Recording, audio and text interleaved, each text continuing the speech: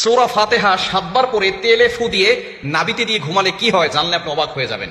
সূরা ফাতিহার ভিতরে কিন্তু শেফা রয়েছে। আল্লাহ পাক রব্বুল আলামিন এই কোরআনুল কারীমের ভিতরে শেফা দিয়ে দিয়েছেন। আল্লাহ পাক রব্বুল আলামিন নিজেই বলে দিয়েছেন ১৫ নম্বর পারা ৯ নম্বর পৃষ্ঠার ২ নম্বর লাইন সূরা বানী ইসরাঈলের 82 নম্বর আয়াতে আল্লাহ বলছেন, ওয়া নুনাজ্জিলু মিনাল কুরআনি মা হুয়া শিফাউন ওয়া রাহমাতুল লিল মুমিনিন। আমি আল্লাহ তাআলা এই কোরআনের ভিতরে মুমিনদের জন্য শেফা এবং রহমত রেখেছি।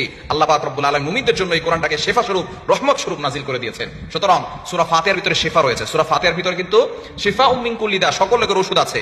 সূরা ফাতিহাকে বলা হয় উম্মুল কোরআন, কোরআনের মা বলা হয়। সুবহানাল্লাহি বিহামদি। অর্থাৎ কোরআনের ভিতরে যা কিছু আছে তার মূল সারাংশ আল্লাহ তাআলা সূরাতুল ফাতিহার ভিতরে ঢুকিয়ে দিয়েছেন। সূরা ফাতিহার ভিতরে অনেক শেফা রয়েছে। এবং তেল খুবই গুরুত্বপূর্ণ একটি বিষয়। আমাদের পেটের ভিতরে অনেক সমস্যা থাকে, অনেকে কুফরি জাদু করে। সুতরাং সূরা ফাতিহার ভিতরে শেফা আছে।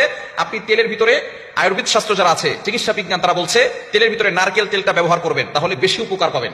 এবং অন্যান্য তেল ব্যবহার করতে পারেন, তবে নারকেল তেলে বেশি উপকার পাওয়া যায়। যদি আপনি নারকেল তেলের ভিতরে সূরা ফাতিহা ৭ বার পরে ফু দিয়ে সেই কিছু তেল, কয়েক ফোঁটা তেল, ২ থেকে ৩ ফোঁটা তেল যদি আপনি নাভিতে নিয়ে রাখতে পারেন, ১ নাম্বার আপনার পেট ব্যথা আল্লাহর রহমতে ভালো হয়ে যাবে।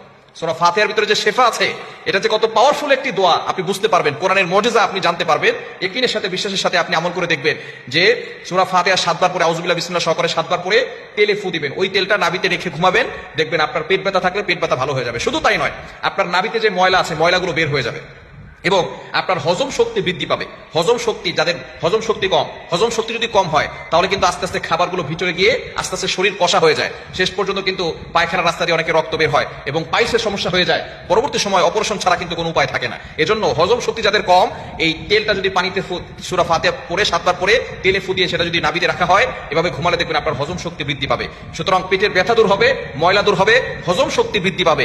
শুধু তাই নয়, আল্লাহ পাক রব্বুল আলামিন আরো বড় ধরনের রোগ থেকে আপনাকে হেফাজত করবেন। এজন্য এই সূরা ফাতিহার ভিতরে শেফা রয়েছে। এটা পড়ে আপনি ফু দিয়ে আপনি এভাবে আমল করে কয়েকদিনের ভিতরে আপনি ফলাফল পেতে পারবেন। সূরা ফাতিহার ভিতরে অনেক শেফা রয়েছে। নবীজি সাল্লাল্লাহু আলাইহি ওয়াসাল্লাম নিজে জানিয়ে দিয়েছেন। নবীজি সাল্লাল্লাহু আলাইহি ওয়াসাল্লামকে একবার বিচ্ছু কামড় দিয়েছে।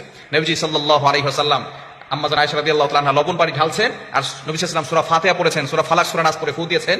ফু দেওয়া শেষ, পানি ঢালাও শেষ, নবীজি সাল্লাল্লাহু আলাইহি ওয়াসাল্লামের হাত একেবারে সুস্থ হয়ে গেছে, ব্যথা দূর হয়ে গেছে। সুতরাং এজন্য আমরা ইয়াকিনের সাথে, বিশ্বাসের সাথে যদি আমরা আমল করতে পারি, অবশ্যই আল্লাহর পক্ষ থেকে সাহায্য আসবে। ইয়াকিনের সাথে আমরা আমল করব। সূরা ফাতিহা ৭ বার পরে পানিতে ফু দিয়ে অবশ্যই ওযু করে আমলটা করার চেষ্টা করবেন, তাহলে বেশি উপকৃত হতে পারবেন। এটা পরে নাভিতে দিয়ে রাখবেন তেলটা, দেখবেন আপনি অনেক উপকৃত হতে পারবেন। অনেক ধরনের রোগ থেকে আল্লাহ আপনাকে হেফাজত করবেন।